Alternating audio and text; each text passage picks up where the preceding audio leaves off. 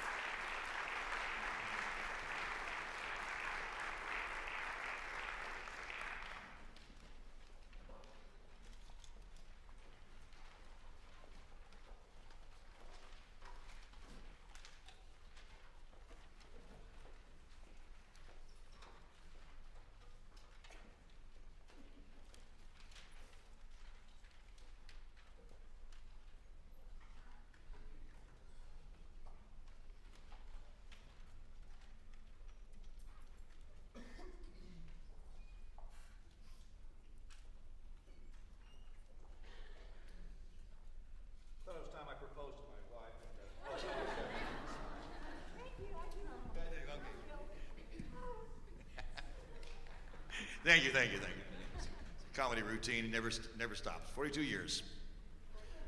43? Oh, 43 years. All right. There must have been one bad year I forgot or something. Yeah. Oh, I know, you were 10. I know. Okay. Well, it comes that time in every concert where we have to say farewell to some of our folks here who've been with us a long time, and not necessarily they're leaving school or anything. It's just, it happens to be the middle of the year where we have some teachers who are going to start student teaching. And we need to say goodbye to them because they just, they're going to have kiddies of their own out there. We're actually going to have somebody else's kiddies of their own out there to take care of for the next semester. So we want to say goodbye to them and give them a fond farewell. We have 4 of our musicians who are leaving us tonight. We have one more concert together, the graduate conductor showcase on next Tuesday evening. They will be playing, but I really wanted to do it tonight on the kind of the final true wind ensemble concert for them. And we have 2 gentlemen and we have 2 ladies, and I know we should have ladies first, but I'm going to do the gentlemen because they're in the back of the band. They need some time to get up here. So I'd like to recognize, so I wonder if Wes Kennedy and Ryan Fagan would step up here both. Let's talk about both of them. So as they come about, so come on around, gentlemen, and find your way here.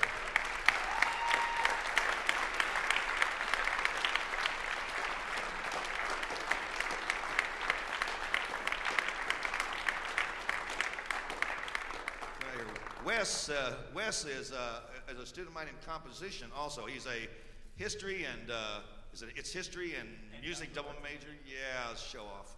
Yeah, and so but an very accomplished composer, and so I've had a great time with him the last several years as he writes. I mean, he writes very imaginative works. He's got a very fertile compositional mind, as a number of his teachers have noticed, and so it's been a pleasure. And then one day I knew he played piano, and then one day out of the blue he says, I played first trombone in my band. I went, you what?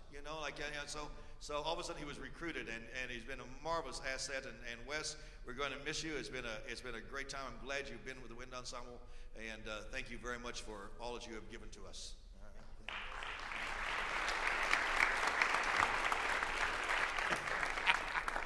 And we have Ryan Fagan, who's a workhorse in our trumpet section. No matter what I ask Ryan to do, he jumps in. I mean, at 7 o'clock in the morning, I come in, he's sitting in a band room practicing his trumpet.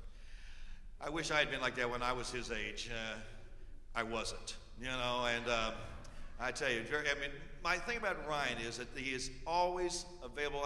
I told him, I said, you need to sit down at the bottom of the section and play third on this one. Okay, play first on that. Okay, and the deal is, every one of the things, he nails everything. He is so conscientious as a performer, and I'm sure that's going to show off also as he becomes a student teacher and goes out to teach bands in America. He's just a phenomenal young man. I'm so glad that you have been a part of our band for this past number of years. Even though I don't get a smile out of you very often, he's a very stoic guy, But see, he's got a little grin there. That's good. And I told him, there it is. All right. Okay. But Ryan, thank you very much for your generosity of talent in our group. We appreciate your time. Thank you. Oh, sorry, Barry, I stepped over here. And then we have 2 young ladies. Now Ryan doesn't smile very often, but he always smiles when this young lady comes about. Her name is Jessica Adams. And Jessica, why don't you step down here? And then Ashley, why don't you come on? Ashley McDonald, come down so I can talk about both these young ladies. Please come on down. And really, Jessica, if you want to go stand by Ryan, it's okay. I mean, it's not, I'm embarrassed her. Okay. I tell you, now, let me talk about, come here, Jessica. Let me talk about you first. Because Jessica also, I've been blessed with wonderful musicians here. I mean, our musicians every year get so much better and so much better. And the neat thing about them is they are all unselfish musicians. They don't have to sit in first chair. They don't have to say, they're just humble. And I appreciate that because they're humble and they're actually workaholics. The things we ask of these young people, I mean, if you want to play an instrument, come to Lee, you'll play and play and play and play and play. I mean, and besides being in the Wind Ensemble, a lot of these young people spend a lot of time in the symphonic band. A number of them play in the orchestra. There's pep band. There's all kinds of things. Jazz band. And has anybody here played? Did you play jazz band this year? You did last year, didn't you? Oh, I thought you had. Okay. Well, never mind. Just stand over there. Okay. No, it's all right. No, it's all right. You go ahead. But the deal is, Jessica has done a yeoman's work for us. She's all up and down the section, willing to do anything. In fact, she's ending up on E-flat clarinet. Last year we've had a young man playing E-flat for several years, and when it came around, it's that little itty bitty, shrunk up clarinet back there. It's a hard instrument to play because it's hard to tune. It takes a really good player, good ear to play it. And I think it's kind of neat that just is on that is because her teacher was one of my finest E-flat clarinet players, and I'm hopefully was responsible for bringing you here and sending you down here to be in. So I think it's kind of neat that you end your career here on E-flat, and so I'm depending on you sending me, in a few years, another fabulous E-flat clarinet player, okay? Thank you for your part of our group. You've been a blessing to all of us, Jessica.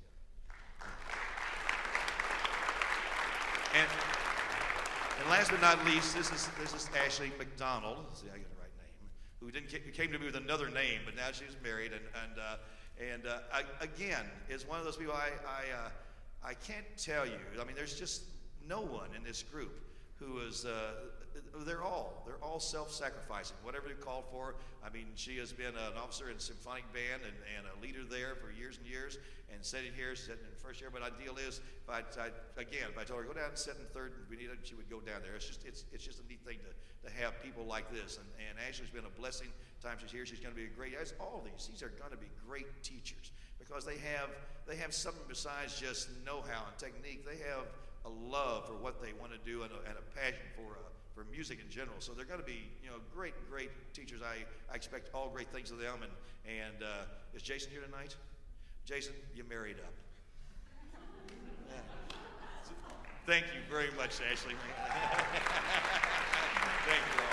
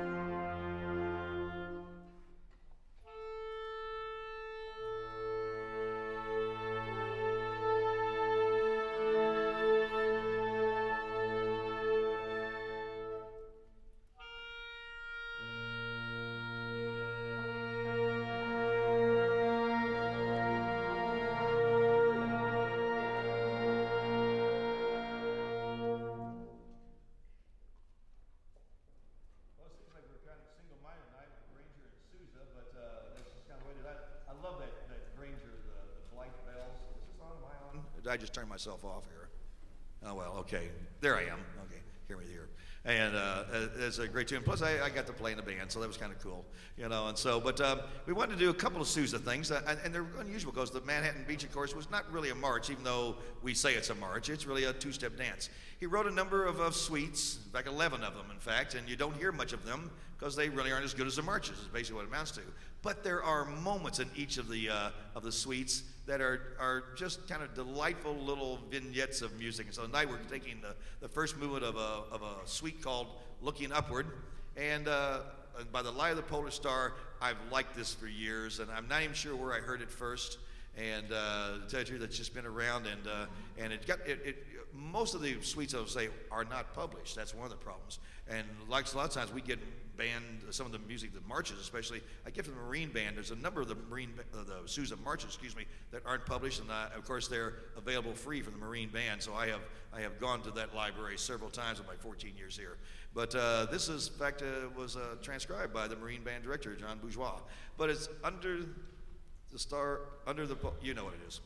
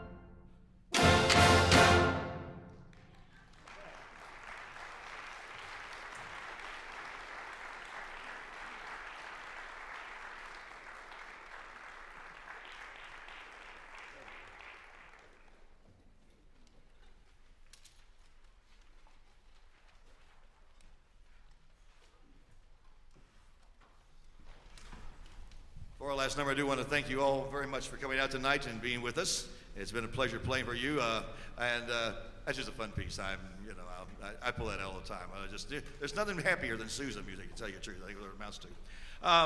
One thing I wanted to remind you that we have a new master's program here, a master's in music and conducting, and this coming Tuesday night, we're going to have our first concert featuring our graduate conductors. They are not ranked beginners. They are fine conductors. I mean, it's a program you will really enjoy. I'm going to do a couple of numbers. I think Winona's going to do a number, but then for the most part, we have two of our graduate students coming to conduct. They're doing Della Gioio, Ron Nelson, Aaron Copeland, Jakob De Haan. I'm doing some really neat pieces for you, kind of thing, and I think you'll enjoy it. They're fine conductors. They're both experienced conductors who come to kind of pull together their conducting chops, if you will, and so it's a brand new. We're very excited about the program. We also have two young people in the vocal arena also starting this program. So it's something as we keep growing and growing here in the music department. It's a wonderful place to be. It's why I love it at Lee. We've got just fine musicians up and down, even over in the dark side with the vocalists, kind of thing. I know you're here. I have vocalists in the audience. I know why you're here, though. You have to get your conducting grade, don't you? That's what it is. You're all here to watch it. We're going to close with a piece that's not like Sousa. It's probably the piece that changed my life as a young man of probably about 17, I guess. About 17, just turning 18. My band director at my college I was going to had a chance to bring in Václav Nelibel to be a guest conductor when we went on tour, and we didn't know the name. He was really kind of brand new on the scene, and he really only had two published pieces, Tritico and a piece called Chorale. And so, of course, I said, where he's going to come, he's going to conduct those two pieces on tour with us. And so, as all college-age guys are, we're kind of, going to show this guy how to play his music, by golly. Well, I wasn't ready for Václav Nelibel to walk into the room because he was one of those guys, he didn't conduct, he slashed. He should have had a sword. His hair flew in all directions, his eyes blazed. And I tell you, for 7 days, I never played so hard in my entire life as I did when he was conducting. They were pieces that riveted the soul, and they were different kind of pieces. It was 1965, and gosh, it was like all the music was kind of rat-tat-tat, but all of a sudden his percussion was thunderings and poundings, and some of his music was a little strange for the normal band era that was going on right there. And I remember on the last concert, we were coming back into the state of Missouri. I was in Missouri at the time, and I remember as a young man, we finished the concert, and everybody's up and they're packing away stuff, and I sat there, kind of a 19-year-old Mr. Joe College cool, and I cried for a half hour. Because it was one of those moments where, you know how you want to grow up and be a fireman or a policeman? I wanted to grow up and be Václav Nelibel, so I did. It was one of those kind of things. I decided to be a composer like that. And I went home the next week, it was spring break, and I wrote my very first piece, just out of the blue. It just came pounding out of me. But the deal was, we all have these holes that we have to fill. And all of a sudden, at 19, I found one with this man who came in out of the blue and just knocked me over with the power and the angst and the passion he showed about music. And that's kind of the first time I realized that music's just not black and white on the page. It's black, white, and red. Because you have to have this, which is why I love all these people, because they do have that also. We're going to close with Tritico. It's a 3-movement work. And again, thank you very much for being here tonight. It's been our pleasure playing for you, and we hope to see you again. Take care.